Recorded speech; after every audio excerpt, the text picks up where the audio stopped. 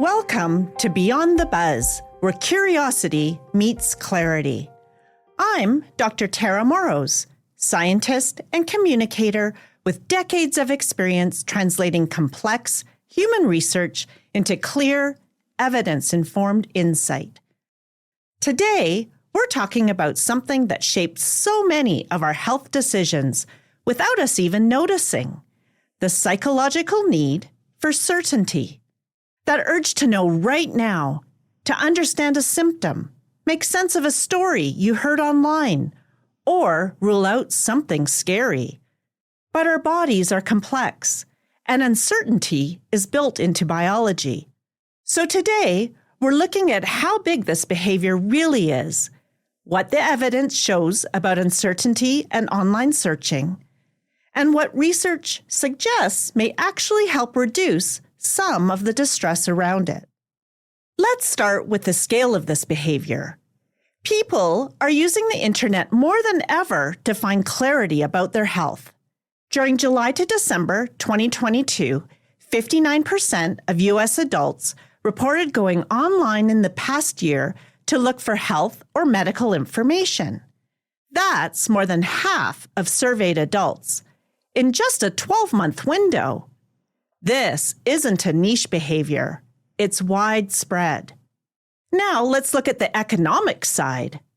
The global symptom checker chatbots market, tools designed to offer quick, personalized interpretations of symptoms, is projected to grow from $1.2 billion in 2024 to $3.6 billion by 2029.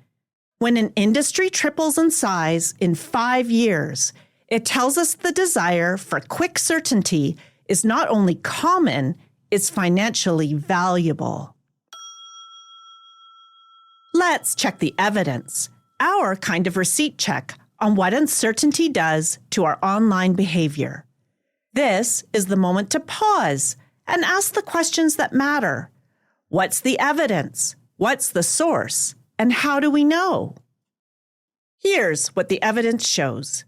Systematic reviews and meta-analyses in this area have found consistent associations between health anxiety, online health information seeking, and cyberchondria, distress that increases, not decreases, with more searching. People with higher health anxiety tend to search more, and the searching itself can contribute to greater emotional discomfort. Another systematic review examined online health research and anxiety. It found that while searching can offer brief reassurance, conflicting or alarming content can quickly restart the urge to check again, especially in people already feeling anxious. More recent meta-analytic work has confirmed a reliable, positive association between online health information seeking and health anxiety across multiple samples. The relationship goes both ways. Anxiety increases searching, and repeated searching can heighten anxiety. Then there's intolerance of uncertainty, that "I can't stand not knowing" feeling. Experimental research in this area shows that people with higher intolerance of uncertainty engage in more information seeking when a threat feels relevant. This is one of the internal engines of the search loop. Longitudinal work suggests that approaches aligned with cognitive behavioral therapy may help reduce both catastrophic thinking and excessive information seeking. This gives us evidence-supported ways people might interrupt the cycle. Across the wider body of research, a consistent pattern emerges. Uncertainty often triggers searching. Searching can expose people to mixed or alarming information, and that exposure can fuel the very anxiety they were trying to calm. A helpful shift is moving from seeking certainty to seeking clarity. Certainty implies 100% confidence. Biology rarely allows that. Clarity is about having enough information to make a reasonable, informed next step. The evidence suggests that distress comes not from the initial search, but from repeated reassurance-seeking under conditions of anxiety and intolerance of uncertainty. And research shows that approaches aligned with cognitive behavioral techniques can reduce catastrophic thinking and information-seeking loops. Clarity is achievable. Certainty often isn't. So why does this trend, turning to the internet as a first response to health uncertainty, resonate? At a human level, uncertainty is uncomfortable.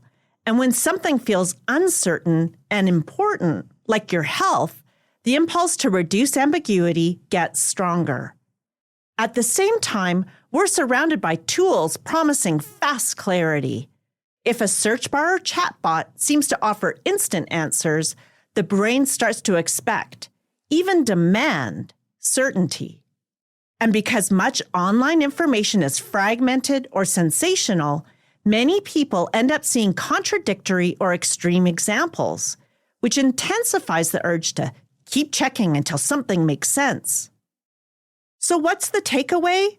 Here are 3 evidence-aligned ideas you can experiment with. Set an enough point before you start searching.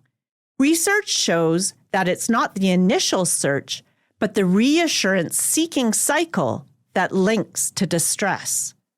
Look for patterns, not single posts. Systematic reviews work by synthesizing multiple sources. Mirroring that approach can reduce the impact of isolated extreme examples. Use cognitive behavioral therapy-aligned skills to interrupt catastrophic loops.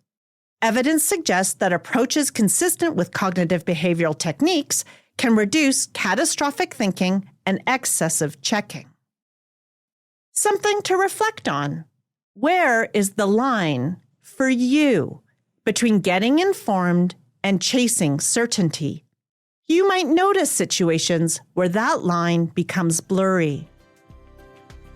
If you found this useful, follow Beyond the Buzz and share it with a friend who likes a little science with their scroll. You can also explore the full sources and vote in this week's poll in the Evidence Edit. This is Beyond the Buzz, cutting through the hype because evidence is empowering.